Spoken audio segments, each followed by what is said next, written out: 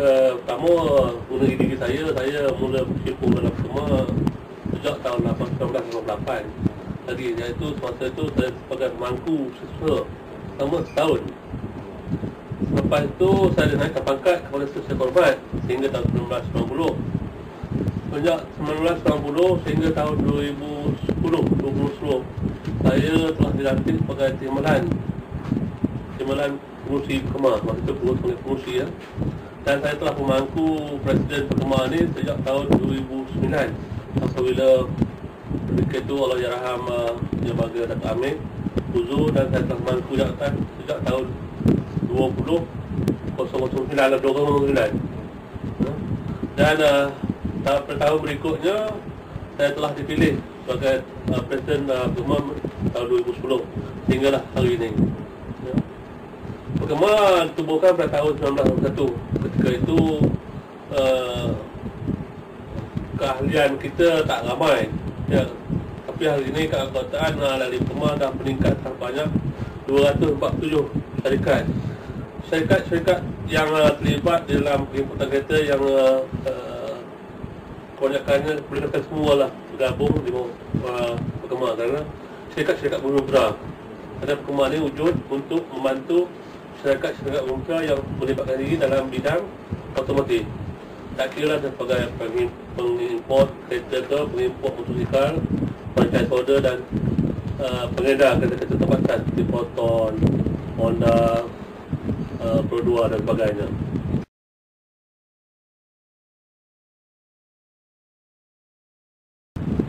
Dasar perjuangan Pekemar dan mula lagi untuk untuk bergerak terus dan aktif dengan dalam otomotif industri di negara ni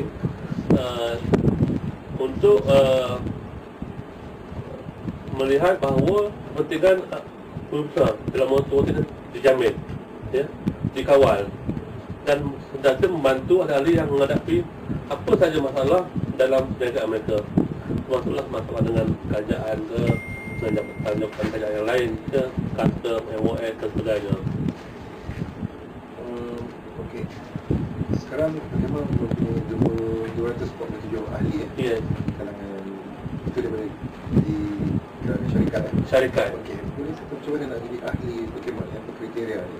Dia nak jadi ahli Pekemar ni, kita pun pertama boleh katakan nak jadi ahli ni ketat juga, kerana kita mesti tentukan bahawa syarikat yang nak masuk Pekemar ni dia genuine niaga bermitra dan Melayu.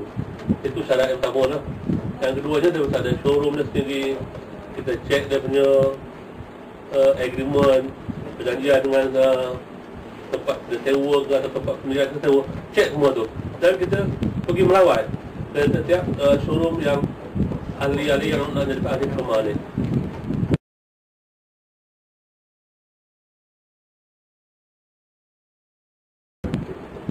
Alhamdulillah, kalau tengok kita lihat hari ini ahli Pekemar kebanyakannya telah berjaya ya. Kalau dulu kita tak tengok bangunan tinggi di tengah kota, showroom besar di tengah kota. Hari ini kita tengok, kita boleh lihat Mopas, bangunan sesudah Pantai Baru ya, Mutiara Motor di Johor ya. Kita ada nombor tu masuk Sabah dan Sarawak.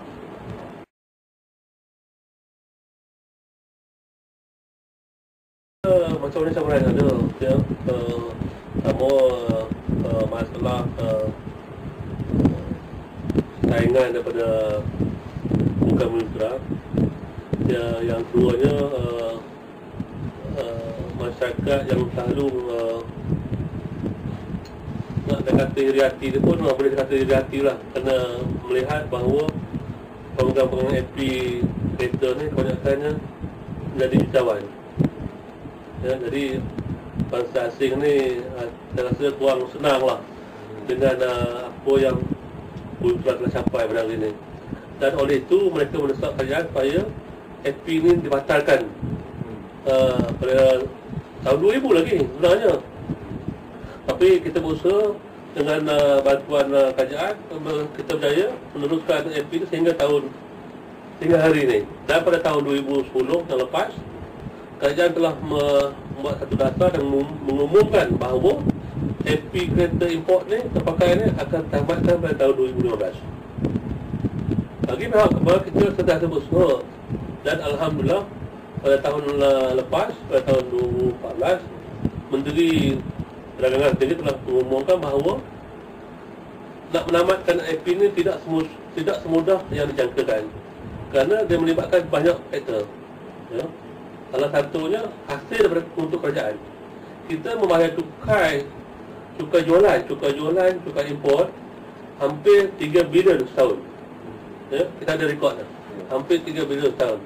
Tidak termasuk cukai korporat dan cukai liberal. Lebih kurang 300 juta setahun. Dan di samping itu juga, mulai tahun 2010, tiap-tiap FP yang dikeluarkan diberikan bayaran sebanyak 10,000 kepada kerajaan. Dan hari ini duit tu telah pun terkumpul sebanyak hampir 1.5 bilion. Tujuan asalnya dana yang ditubuhkan, dana otomotif ni ialah untuk membantu Bumi Putra di dalam sektor otomotif. Di samping itu, mereka-mereka yang baru nak berniaga dana otomotif boleh menggunakan tabung ni.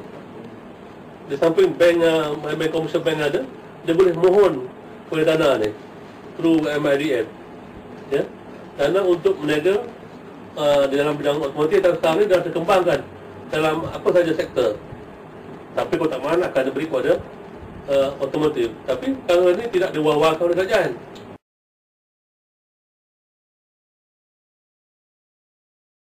Program kita hari ini. Saya berharap supaya dari penggemar senantiasa bekerjasama dan berniaga mengikut lunas-lunas yang betul, ya. Kerana dari situ kerajaan akan menilai kemampuan Bumi Putra di dalam sektor kereta ni.